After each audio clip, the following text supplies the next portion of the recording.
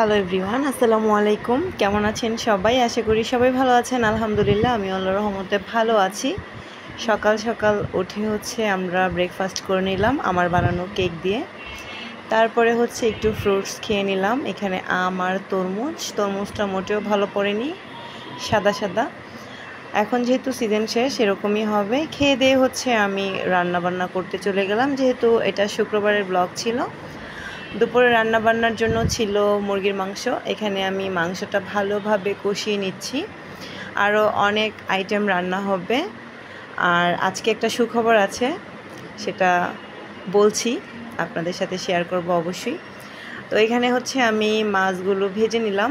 একটা তরকারি রান্না করব মাছ দিয়ে। অন্য আরেকটা চুলায় আমি তরকারিটা কষিয়ে নিচ্ছি। এটা দুন্দুল, আর দুন্দুল দিয়ে আমি মাছ দিয়ে রান্না করব। তরকারিটা আমার কষানো মোটামুটি হয়ে গেছে। এখন এটার মধ্যে আমি ঝোল দিয়ে তারপরে মাছটা দিয়ে দিব। তারপরে ছিল এখানে একটা মিক্সড সবজি, মিষ্টি কুমড়া, ডাঁটা, আলু, আরও কিছু সবজি দিয়ে একটা পাঁচমিশালি সবজি রান্না করেছিলাম আমাদের দুপুরে খাওয়ার জন্য।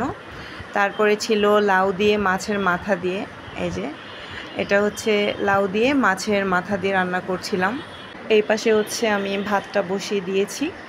তো এই তো আমাদের রান্নাবান্না চলছে। তারপরে ছিল আরেকটা তরকারি বেগুন দিয়ে আর আলু দিয়ে আমি মাছ দিয়ে রান্না করব। তার জন্য আমি তরকারিটা এখানে ভালোভাবে মশলার মধ্যে কষিয়ে নিচ্ছি।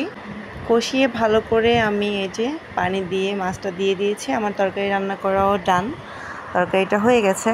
এই দিক দিয়ে রান্নাবান্না কমপ্লিট করে খাওয়া দাওয়া করে বিকেল টাইমে, শুক্রবার দিন বিকালে এইটাই সুখবর যে আমার মেয়ে আজকে কোরআন শরীফ নিবে। তো ওর জন্য এখানে রেহাইল কোরআন শরীফ মিষ্টি রেডি করা হয়েছে। সে আম পড়া, তারপরে কায়দা, আম পড়া, আলিফলাম শেষ করে এখন কোরআন শরীফ নিচ্ছে। আপনারা সবাই আমার রাজকন্যার জন্য দোয়া করবেন, সে যেন বড় হয়ে একটা ভালো মানুষ হতে পারে, ভালো মনের মানুষ হতে পারে। তাকে যাতে আল্লাহ রব্বুল আলামিন সঠিকভাবে সুন্দরভাবে কোরআন শরীফ পড়া তৌফিক দান করে। আপনারা সবাই আমার রাজকন্যার জন্য এই দোয়াই করবেন। এইটাই ছিল আজকের সুখবর, কারণ আজকের এই দিনটা আমার জন্য ঈদের দিনের থেকেও বেশি আনন্দের। কারণ আমার মেয়েকে আমি কোরআন শরীফ দিতে পেরেছি, সে কোরআন শরীফ পড়বে, এটা নিয়ে আসলে আনন্দের কোনো শেষ নেই আমার কাছে। তো বিকাল টাইমে একটু নুডলস রান্না করেছিলাম, যদিও সাফা এভাবে নুডলস রান্না করলে সেটা পছন্দ করে না, ও স্যুপের মতো করে খায়। তো এটা আমাদের বাসার জন্য আমরা সবাই মিলে খাবো। আর রাতের জন্য স্পেশালভাবে সাফার জন্য বিরিয়ানি রান্না হচ্ছে, বিফ বিরিয়ানি। তার জন্য এখানে আমি বেরেস্তাটা আগে থেকে ভেজে নিচ্ছি।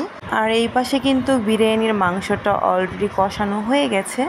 তো এর মধ্যে আমি এখন চালটা হাফ বয়েল করে রেখেছিলাম, সেটা দিয়ে তারপরে দমে দিব। আর আপনারা যদি এই বিফ বিরিয়ানিটার রেসিপি চান, অবশ্যই আমি আপনাদের সাথে শেয়ার করব, কমেন্ট করে জানাবেন। তো এই তো আমাদের বিরিয়ানি রান্না করা ডান। ছোট্ট একটা ভিডিও শেয়ার করলাম আপনাদের সাথে। যদি ভালো লেগে থাকে আমার চ্যানেলটা সাবস্ক্রাইব করবেন, যারা ফেসবুক পেজ থেকে দেখছেন পেজটা ফলো করবেন, আর সবাই দোয়া করবেন আমার জন্য। আল্লাহ হাফেজ।